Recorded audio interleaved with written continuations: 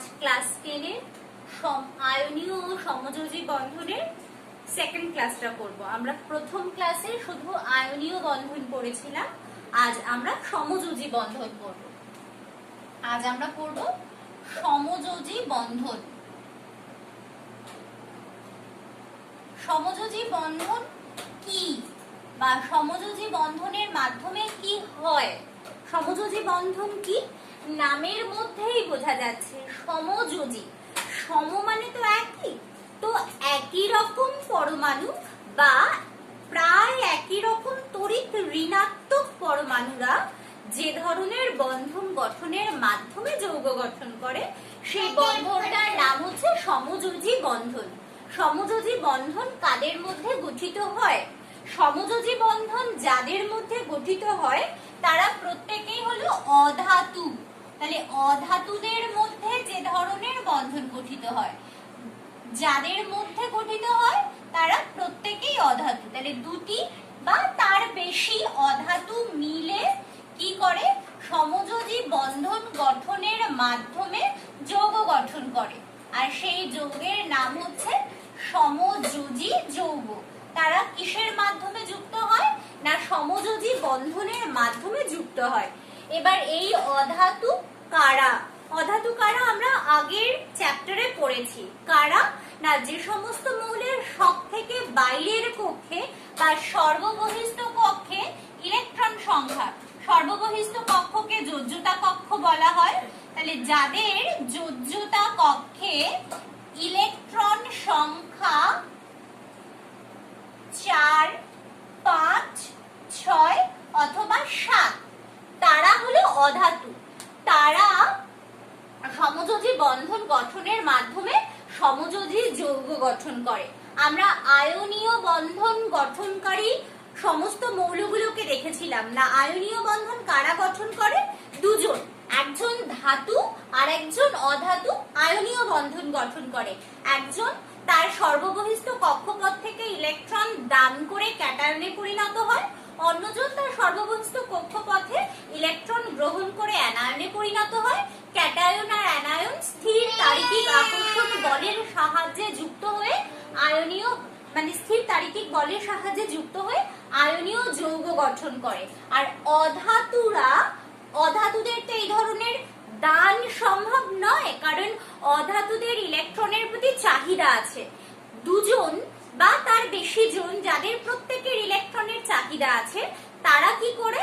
না তারা সমযোজী বন্ধন গঠন করে। কিভাবে সমযোজী বন্ধন গঠিত হয় আমরা দেখে নিই না। অধাতুরা বন্ধন গঠন করে, তো কিভাবে করে? হাইড্রোজেন আমাদের অতি পরিচিত অধাতু, যার সর্ববহিস্থ কক্ষপথে একটি ইলেকট্রন। দুটি হাইড্রোজেন, তাদের প্রত্যেকের সর্ববহিস্থ কক্ষপথে একটি একটি করে ইলেকট্রন। এবার কি করবে? না দুজনেরই না সর্ববহিস্থ কক্ষপথে একটি একটি করে ইলেকট্রন হওয়ায় দুজনেই চায় তার নিকটতম নিষ্ক্রিয় গ্যাসের মতো স্থায়ী ইলেকট্রন বিন্যাস লাভের জন্য। মানে হাইড্রোজেনের নিকটতম নিষ্ক্রিয় গ্যাস হলো হিলিয়াম। হিলিয়ামের মতো ইলেকট্রন বিন্যাস লাভের জন্য প্রত্যেক হাইড্রোজেন পরমাণু তার সর্ববহিস্থ কক্ষপথে আর একটি ইলেকট্রন চায়। এখন এরও একটি, সুতরাং কেউ কাউকে দেবে না। এরা যেটা করতে পারে, এর একটি ইলেকট্রনকে মাঝামাঝি জায়গায় আনলো, এও তার একটি ইলেকট্রনকে সেখানে দিল, মানে সেখানে একটি ইলেকট্রন জোড় গঠিত হলো। যেই ইলেকট্রন জোড়ের উপর যারা যারা ইলেকট্রন দিল তাদের প্রত্যেকের সমান অধিকার, সেইভাবে তারা যৌগ গঠন করে। তার মানে নেক্সট স্টেপটা কি হয়?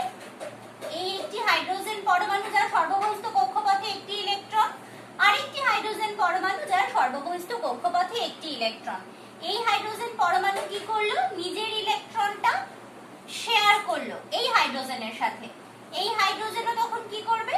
তার যে ইলেকট্রন আছে সেটা শেয়ার করলো অন্য হাইড্রোজেনের সাথে।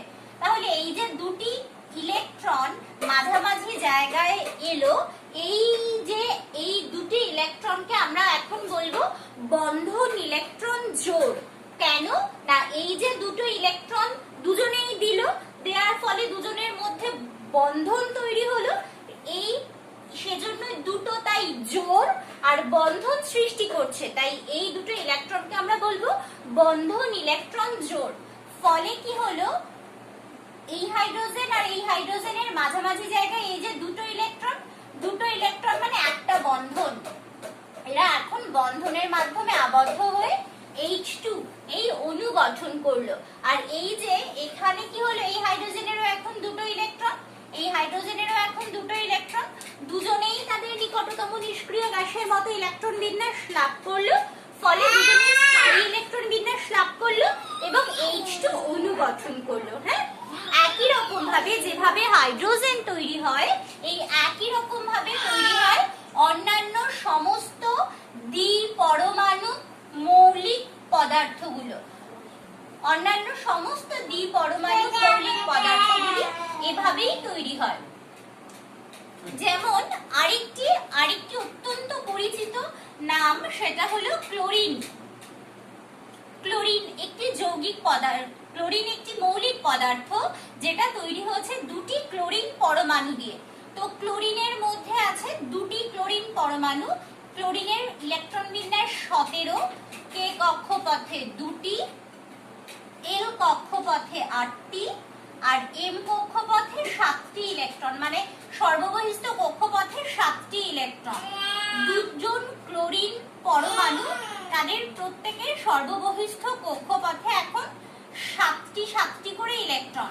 কি হলো, এর 2, 8, 7, এরও 2, 8, 7।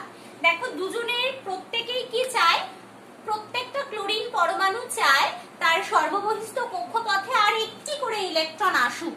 এবার যখন এই দুজনের মধ্যে বন্ধন গঠিত হবে, কারোর পক্ষে একটি ইলেকট্রন দেওয়া সম্ভব নয়, তখন কি করবে, এরও একটি প্রয়োজন, এরও একটি প্রয়োজন।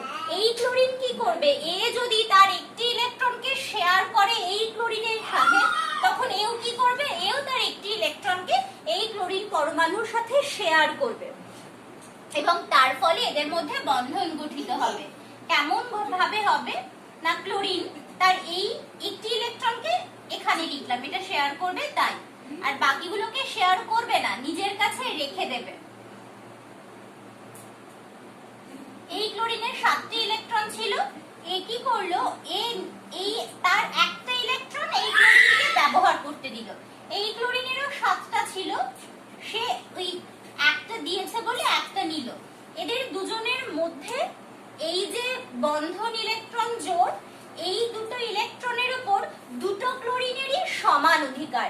প্রথম ক্লোরিন, তার নিজের কাছে ইলেকট্রন আছে 6টা, আর নিজের একটা ইলেকট্রন এই ক্লোরিনের সাথে শেয়ার করেছে, মানে এই বন্ধন ইলেকট্রন জোড়ের উপর এই ক্লোরিনেরও অধিকার আছে।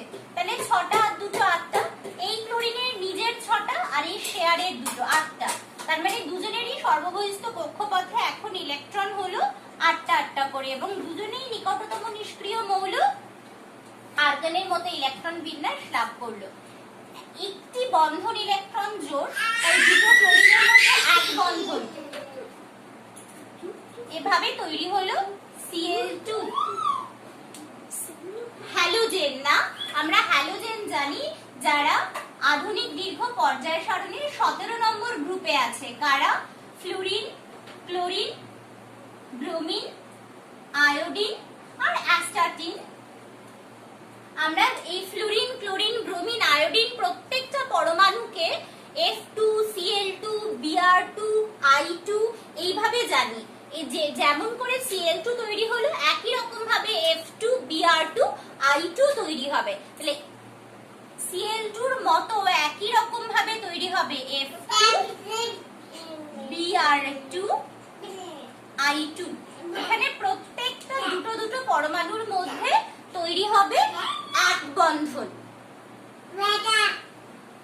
এইভাবে সমযোজী, এইভাবে তৈরি হয় সমযোজী বন্ধন। তাহলে দেখো সমযোজী বন্ধন কিভাবে তৈরি হয় না, সমযোজী বন্ধন যখন তৈরি হয় তখন বন্ধন সৃষ্টিকারী পরমাণুরা যার যতগুলি করে ইলেকট্রনের চাহিদা আছে, সেই ইলেকট্রনগুলি, কারোর যদি 4টি ইলেকট্রনের প্রয়োজন হয়, তখন সে কি করবে, সে তার নিজের 4টি ইলেকট্রনকে শেয়ার করবে, ফলে অন্য কেউ তার সাথেও ইলেকট্রন শেয়ার করবে, ফলে তাদের হবে। সমযোজী বন্ধন মূলত 3 ধরনের হয়। সমযোজী বন্ধন অধাতুদের মধ্যে গঠিত হয়। অধাতু কারা? যাদের যোজনা কক্ষে 4টি, 5টি, 6টি অথবা 7টি ইলেকট্রন আছে, তারা অধাতু। এবার আমরা পড়ব সমযোজী বন্ধন 3 রকম। একটা আমরা ইতিমধ্যে পড়ে ফেলেছি না, এক বন্ধন, দুটি বা অংশগ্রহণকারী বন্ধনে অংশগ্রহণকারী পরমাণুদের মধ্যে যখন একটি বন্ধন হয় সেটা হলো সমযোজী বন্ধন। মূলত 3 প্রকার। সমযোজী এক বন্ধন, যেটা আমরা পড়ে ফেললাম, আরো একটু পড়ব। সমযোজী দ্বিবন্ধন আর সমযোজী ত্রিবন্ধন। আমরা কতগুলো মৌলিক অণুর উদাহরণ পড়েছি সমযোজী এক বন্ধনে। এখন কার্বন, যার মোট ইলেকট্রন সংখ্যা 6টা, এই 6টা ইলেকট্রন থাকে কে কক্ষপথে 2টো, এল কক্ষপথে 4টে। এবার কিভাবে থাকে? কার্বন তার সর্ববহিস্থ কক্ষপথে 4টি ইলেকট্রন আছে, ইলেকট্রন বিন্যাস 2টি আর 4টি। এখন কার্বনের কি আছে? কার্বনের সর্ববহিস্থ কক্ষপথে 4টি ইলেকট্রন হয়। কার্বন চায় তার নিকটতম নিষ্ক্রিয় গ্যাসের মতো ইলেকট্রন বিন্যাস লাভের জন্য আরো 4টি ইলেকট্রন নেবে। এই 4টি ইলেকট্রন দেয় কার্বনকে 4টি হাইড্রোজেন, যাদের বাইরের কক্ষপথে একটি করে ইলেকট্রন, কে কক্ষপথে একটি ইলেকট্রন। তো 4টে আমরা হাইড্রোজেন কার্বনের চারদিকে লিখে নিই।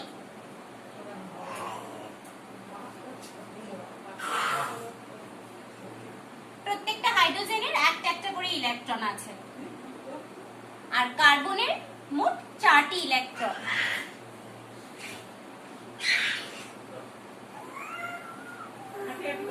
আমরা কার্বনের ইলেকট্রন বিন্যাসটা এই নিচে লিখে দিলাম, 2 আর 4, আর প্রত্যেকটা হাইড্রোজেনের একটি একটি করে ইলেকট্রন আছে।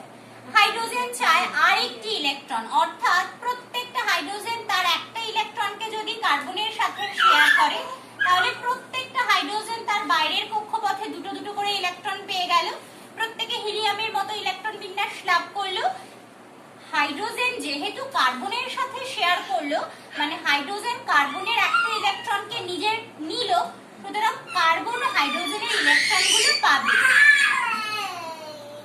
অর্থাৎ এখন প্রত্যেকটা কার্বনের ইলেকট্রন কতগুলো করে হলো? এখন প্রত্যেকটা কার্বনের 8, মানে এই কার্বনের মোট 8টি ইলেকট্রন হলো। নিজের 4টে ছিল, 4টে হাইড্রোজেন একটা একটা করে কার্বনকে দিল। কার্বনের মোট ইলেকট্রন হলো 8টা, হাইড্রোজেনেরও 2টো 2টো করে ইলেকট্রন হলো। তাহলে ইলেকট্রন বিন্যাসটা কেমন হলো?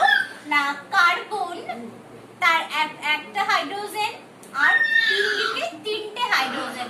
এই শেপটা এরকমই আঁকতে হয়। কেন আঁকতে হয় সেটা আমরা পরে জানবো। কার্বন মানে এই যে অণুটা যেটা তৈরি হলো সেটা হলো CH4, মিথেনের অণু, যেখানে একটা কার্বন আর 4টে হাইড্রোজেন আছে। যে যৌগটা তৈরি হলো সেই যৌগটার নাম হলো মিথেন।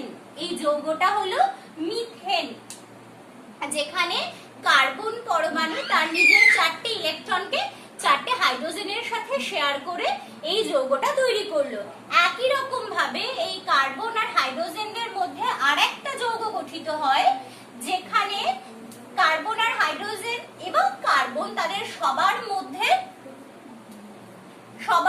এক বন্ধন থাকে। সেই যৌগটা হলো C2H6, এর নাম হলো ইথেন। একটু আগে আমরা পড়লাম CH4, তার নাম মিথেন। C2H6, যার নাম হলো ইথেন। কিভাবে তৈরি হয় এই যৌগটা? 2টো কার্বন পরমাণু, প্রত্যেক কার্বন পরমাণুর নিজস্ব ইলেকট্রন হলো 4টি, আর 2টো কার্বন পরমাণুর সাথে 6টা হাইড্রোজেন বন্ধন করবে। তাহলে 6টা হাইড্রোজেন মানে প্রত্যেকের ভাগে 3টে করে পড়বে, তাই প্রত্যেকের চারিদিকে 3টে করে হাইড্রোজেন দিলাম। প্রত্যেকটা হাইড্রোজেনের নিজস্ব একটি একটি করে ইলেকট্রন আছে। কি করবে? হাইড্রোজেনের 2টো ইলেকট্রনের প্রয়োজন, তাই সে কার্বনের সাথে শেয়ার করবে প্রত্যেকটা হাইড্রোজেন দুটো দুটো করে ইলেকট্রন পেয়ে গেল। এখন এই কার্বন যার নিজের 4টে ছিল আর তার সাথে 3টে হাইড্রোজেন শেয়ার করেছে, ফলে নিজের 4টে আর 3টে 7টা ইলেকট্রন হলো, কিন্তু কার্বনের প্রয়োজন 8টা ইলেকট্রন, তাই এই কার্বন ওই কার্বনের সাথে একটা ইলেকট্রন শেয়ার করবে, মানে এই দুজনেরই হাইড্রোজেনের সাথে নিজের ইলেকট্রন শেয়ার করার ফলে বন্ধন হয়েছিল, ইলেকট্রন হচ্ছিল 7টা 7টা করে। আর কার্বনরা যদি নিজেদের মধ্যে শেয়ার করে তাহলে প্রত্যেকটা কার্বনের ওই 8টা ইলেকট্রনের চাহিদা পূর্ণ হবে। অর্থাৎ কি হবে,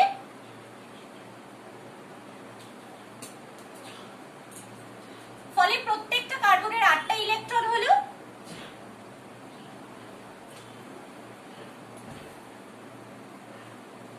মানে ব্যাপারটা এইরকম দাঁড়ালো, দুটো কার্বন তাদের মধ্যে একটা বন্ধন ইলেকট্রন জোড়, মানে দুটো কার্বনের মধ্যে একটা বন্ধন, আর কার্বনের 3 দিকে 3টে 3টে করে হাইড্রোজেন, যেখানেও এরকম বন্ধন ইলেকট্রন জোড়ের সংখ্যা একটি একটি করে, অর্থাৎ দুটো কার্বন নিজেদের মধ্যে বন্ধন করলো এবং কার্বন প্রত্যেকটা কার্বন আবার 3টে হাইড্রোজেনের সাথে বন্ধন করলো, ফলে তৈরি হলো C2H6 ইথেনের অণু, ইথেনের গঠন। কেমন? এরা সবাই সমযোজী এক বন্ধনের উদাহরণ। এবার আমরা সমযোজী দ্বিবন্ধনের উদাহরণ করব। সমযোজী দ্বিবন্ধন সম্পন্ন সমযোজী যৌগের উদাহরণ করব। সমযোজী দ্বিবন্ধন সম্পর্কিত যৌগ ওই দু রকম, মৌলিক অণু আর কিছু যৌগ। প্রথম মৌলিক অণু বলতে আমাদের মনে আসবে O2।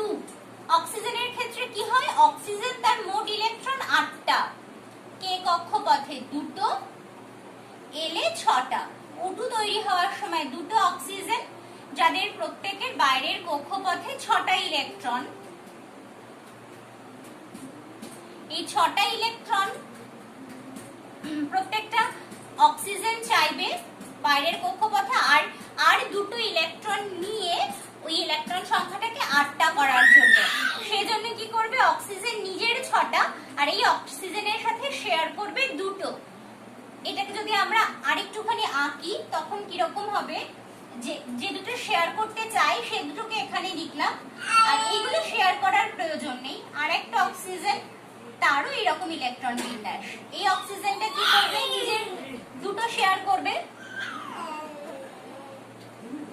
অর্থাৎ ব্যাপারটা যেটা হলো, এতক্ষণ আমরা দেখছিলাম এক জোড়া ইলেকট্রন, বন্ধন ইলেকট্রন জোড় এক জোড়া, এইটা এক জোড়া, এইটা আর এক জোড়া, অর্থাৎ দুটো অক্সিজেনের মাঝে এই প্রথম জোড়াটার জন্য একটা বন্ধন হবে, এই দ্বিতীয় জোড়াটার জন্য আরেকটা বন্ধন হবে, অর্থাৎ দুটো অক্সিজেনের মধ্যে দ্বিবন্ধন হবে। সমযোজী বন্ধনের সংখ্যা 2টি, তাই অক্সিজেন একটি সমযোজী দ্বিবন্ধন যুক্ত যৌগ, যুক্ত মৌল, সরি। আর এগুলো নিষ্ক্রিয় ইলেকট্রন জোড়। কিন্তু এই যে মডেলটা, এইটার সাথে এটাকে বলা হয় ইলেকট্রন ডট গঠন, এর সাথে যে পরীক্ষালব্ধ অক্সিজেনের গঠন তার কিন্তু কোনো মিল নেই। অক্সিজেনের পরীক্ষালব্ধ গঠনের সাথে এই গঠনটার কোনো মিল নেই, এটা সম্পূর্ণ একটা তাত্ত্বিক ধারণা। অক্সিজেনের পর যে উদাহরণটা আসে সেটা হলো ইথিলিন। সমযোজী দ্বিবন্ধন সম্পর্কিত আরেকটি যৌগ হলো ইথিলিন।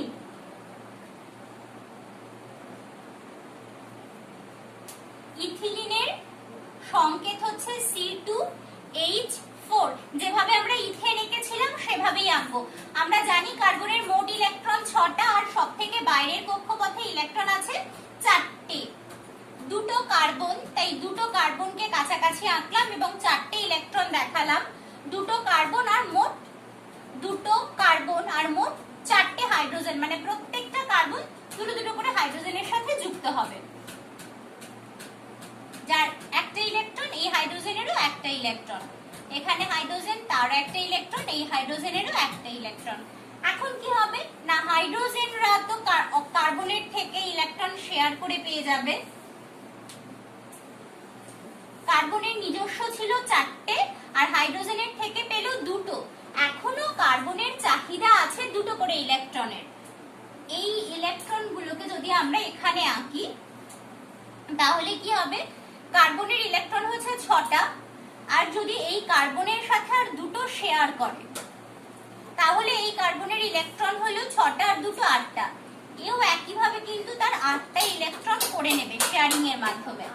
তার মানে কি হলো, দুটো কার্বন, প্রত্যেকটা কার্বনের সাথে আবার এক বন্ধন করে দুটো করে হাইড্রোজেন যুক্ত হয়েছে। কিভাবে এক বন্ধন করেছে, যে যেহেতু এক জোড়া ইলেকট্রন তাই এক বন্ধন, আর এই দুটো কার্বনের মাঝে দু জোড়া বন্ধন ইলেকট্রন জোড়, এই দুটো কার্বনের মধ্যে তৈরি হলো দ্বিবন্ধন, তৈরি হলো C2H4। এটি একটি সমযোজী দ্বিবন্ধন যুক্ত যৌগ। এরপর আসছে ত্রিবন্ধন। ত্রিবন্ধন যুক্ত মৌলিক অণু।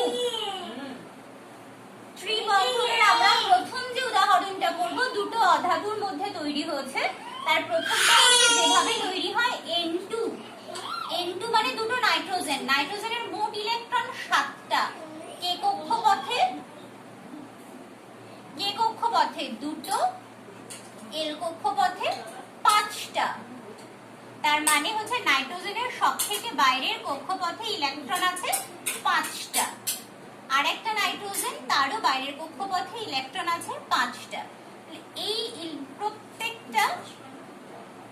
প্রত্যেকটা নাইট্রোজেনের 3টে করে ইলেকট্রনের চাহিদা আছে, নিজের 5টা, আর যদি শেয়ার করে, এই 3টে যদি শেয়ার করে তাহলে প্রত্যেকটা নাইট্রোজেনের ইলেকট্রনের চাহিদাটা পূর্ণ হয়ে যায় 3টে, আর এই 5টা শেয়ারিং এর 3টে, 8টা। অর্থাৎ নাইট্রোজেন প্রথম জোড়া মানে একটা বন্ধন, পরের জোড়া আর একটা বন্ধন, এই জোড়া আর একটা বন্ধন, দুটো নাইট্রোজেন পরমাণুর মধ্যে ত্রিবন্ধন তৈরি হলো। ত্রিবন্ধন সমন্বিত মৌলিক অণু N2। আরেকটি যৌগিক পদার্থের নাম জানবো, সমযোজী ত্রিবন্ধন সম্পর্কিত আরেকটি যৌগিক পদার্থ। যৌগিক পদার্থটার নাম হলো অ্যাসিটিলিন। যৌগিক পদার্থটার নাম হলো অ্যাসিটিলিন।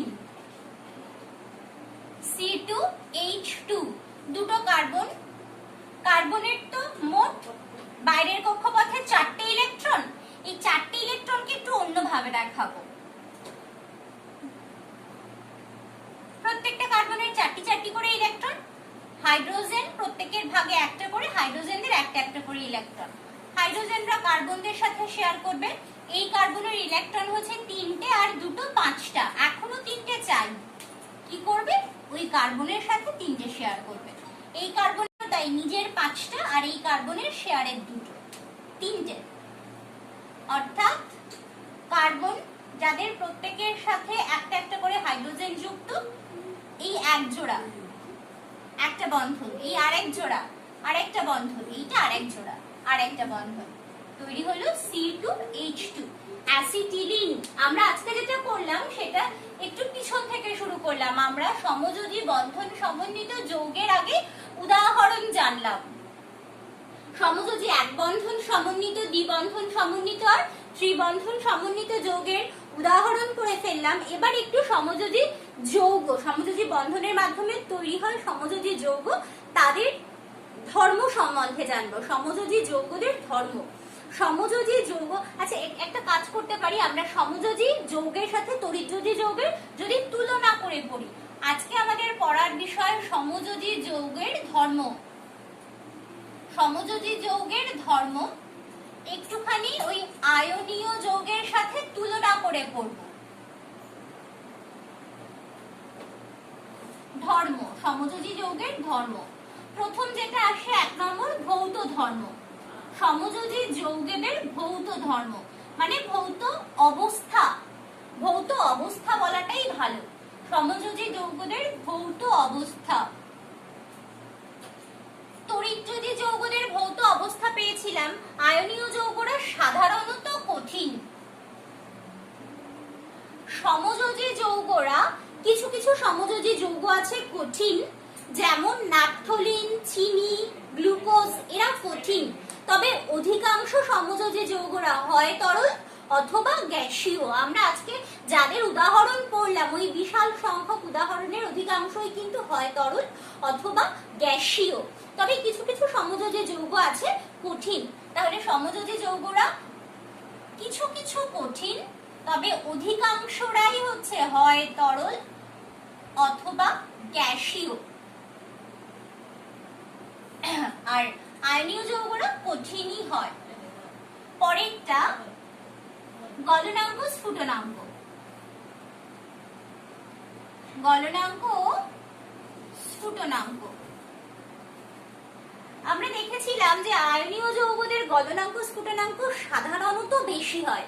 এদের ক্ষেত্রে যখন আয়নীয় যৌগ তৈরি হয়েছিল বিপরীতধর্মী আয়নের মধ্যে শক্তিশালী স্থির তড়িৎ আকর্ষণ বল কাজ করেছিল, তাই এদের গলনাঙ্ক স্ফুটনাঙ্ক অপেক্ষাকৃত বেশি হয়েছিল।